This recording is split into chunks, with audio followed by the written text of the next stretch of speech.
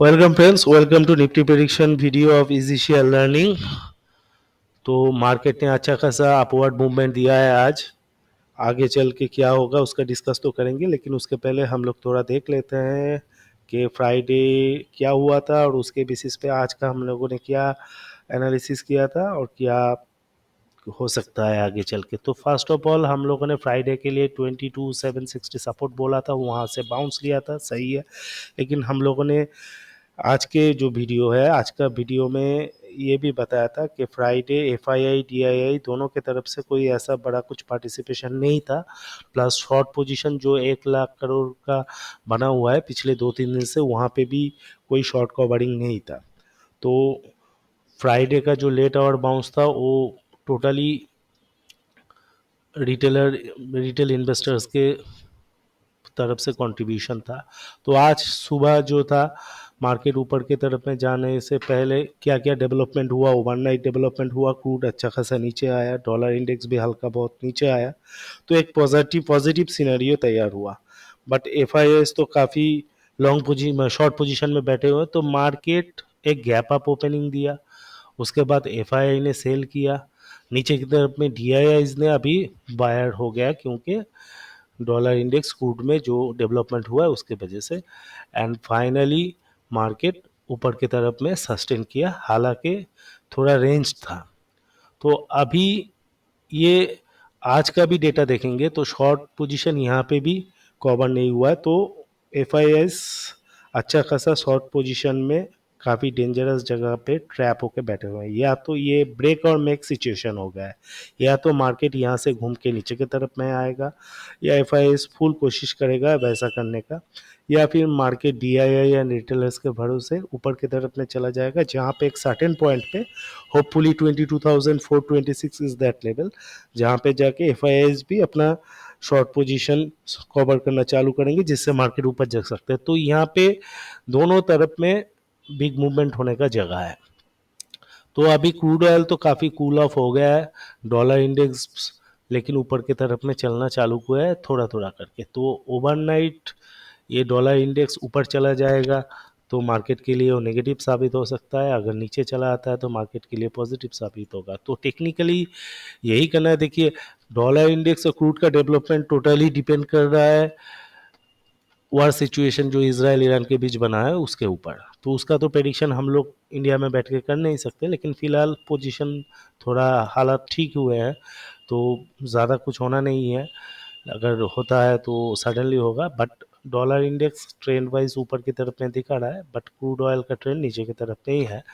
तो स्लोली हम लोग यहाँ पे ऑब्जर्व करते जाएंगे क्या क्या डेवलपमेंट हो रहा है। तो अगर कल के लिए हम लोग का प्रिडिक्शन यही रहेगा कि market can move any side in a big way. But यहाँ पे हम लोग को टेक्निकली थोड़ा ये ध्यान में रखना पड़ेगा, जब तक निफ्टी 22,426 डिसाइसिवली क्रॉस नहीं करता है हम लोग बुलिश व्यू नहीं रखेंगे। अगर करता है तो बुलिश होंगे, बट इन दैट केस हम लोग का स्टॉप लॉस रहेगा 22,326। एंड थोड़ा एग्रेसिव होंगे तो स्टॉप लॉस रख सकते हैं 22,260 तक। और अगर 22,426 ब्रेक नहीं होता है तो हम लोग साइडलाइन में बैठे रहेंगे, कुछ नहीं करेंगे। बियरिश व्यू तभी एडप्ट कर सकते हैं जब 22,260 को ब्रेक करके मार्केट नीचे की तरफ में आएगा। In that case our stop loss will be 22,426। तो ये 22,257 से 22,426 is a non decisive zone और ब्रेक और मेक जोन। तो ओवरनाइट क्या होगा वो तो हम लोगों को पता नहीं। ओवरनाइट कुछ होगा तो उसका हम लोग थोड़ा आइडिया ले लेंगे कि क्या हो सकता है क्या नहीं हो सकता है।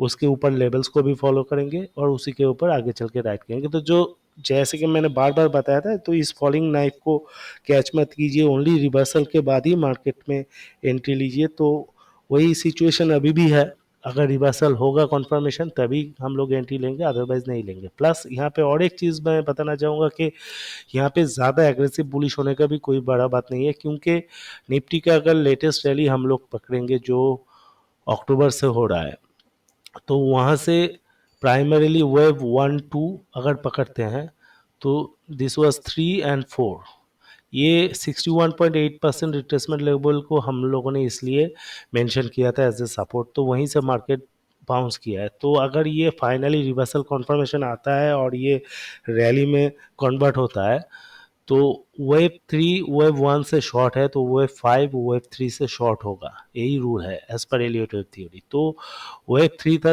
अप्रोक्सीमेटली 1600 पॉइंट्स का, तो किसी भी हालत में वेव 5 1600 पॉइंट्स से ज़्यादा नहीं हो सकता है। तो हम लोग अगर 21,800 को अप्रोक्सीमेटली बॉटम पकड़ते हैं, तो उसका 1600 मतलब किसी भी हालत में मार्केट 23,400 को क्रॉस नहीं करेगा।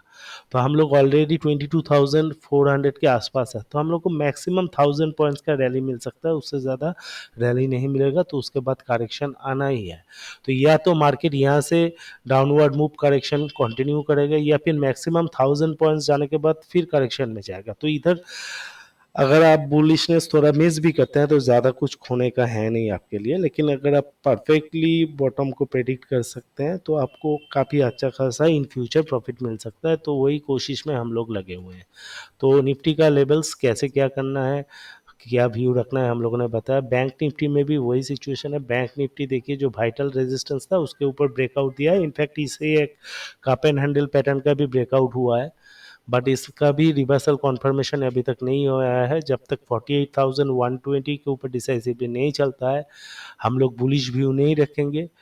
अगर उसके ऊपर चलता है तो हम लोग बुलिश व्यू रखेंगे। वहाँ पे हम लोग का स्टॉप लॉस रहेगा 47,750, एंड बीच वाला जो जोन है हम लोग वहाँ पे साइड लाइन में रहेंगे। अगर 47,718 जो ये चैनल का लोअर लाइन है अगर ब्रेक होता है, तब हम लोग बियरिश व्यू रख सकते हैं, जिसमें फॉलोइंग टारगेट्स आएंगे 47,316, 47,108 एंड 46,800। तो यहाँ पे आप देख सकते हैं डॉलर इंडेक्स थोड़ा थोड़ा करके ऊपर के तरफ में जाने का कोशिश कर रहा है। अगर ये 106.5 को डिसाइसिवली ब्रेक करता है तो डॉलर इंडेक्स काफ़ी ऊपर जाएगा, जो मार्केट के लिए नेगेटिव होगा।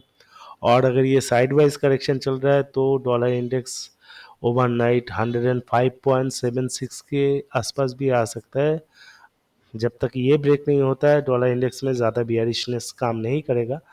तो डॉलर की तरफ में तो हल्का सा बियरिश इंडिकेशन है निफ्टी के लिए आने वाले टाइम के लिए। बट एक जो 1 लाख करोड़ का जो फ्यूचर ओपन इंटरेस्ट में शॉर्ट पोजीशन बना हुआ है एफआईज द्वारा, ये एक वाइटल फैक्टर है, क्योंकि ऑल ऑफ ए सडन अगर ये स्क्वायर ऑफ होने लगा, मतलब शॉर्ट कवरिंग होने लगा, तो अचानक से मार्केट को काफ़ी ऊपर की तरफ में ले जा सकता है। और अगर ये कैरी फॉरवर्ड होता है तो कि ये तो एफआईआईज के ऊपर ही है, वो लोग क्यों करेगा ना करेगा। तो ये देख जा सकता है कि धीरे धीरे क्या डेवलपमेंट होता है। तो लेवल्स को फॉलो करके चलिए, स्ट्रिक्ट स्टॉप लॉस मेंटेन करके चलिए, तो प्रॉफिट ही होना है, नुकसान तो होगा नहीं। हाँ, थोड़ा रैली मिस हो चुका है, ठीक है, क्योंकि अगर यहाँ से अगर आगे चल के मार्केट 21,200 के आसपास आता है, तब यही नुकसान आपको प्रॉफिट लगेगा। तो इसी चीज़ को ध्यान में रख के चलिए। अगर वीडियो अच्छा लगे